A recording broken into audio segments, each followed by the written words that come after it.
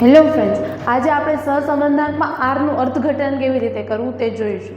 તો સૌપ્રથમ તો કે જ્યારે -1 હોય તો તેને શું કહેવાય છે કે જ્યારે તમારો જવાબ આરનો છે -1 આવે તો તેને સંપૂર્ણ ઋણ સહસંબંધ કહેવાય. જ્યારે તમારો આરનો જવાબ 1 આવે ત્યારે તેને સંપૂર્ણ ધન સહસંબંધ કહેવાય. અને જ્યારે તમારો આરનો જવાબ 0 આવે તો ત્યારે તેને સુરેખ સહસંબંધનો અભાવ કહેવાય છે.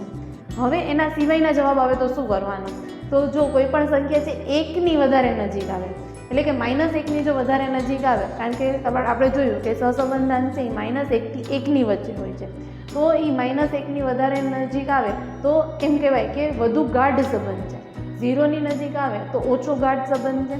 સેમ એવી જ રીતના પ્લસમાં, એટલે કે 0.2 કે 0.3 જવાબ આવે તો તેને કહેવાય છે કે ઓછો ગાઢ સંબંધ. અને 1ની નજીક, એટલે કે 0.99 0.97 આવે તો તેમાં કહેવાય છે કે વધુ ગાઢ સહસંબંધ છે.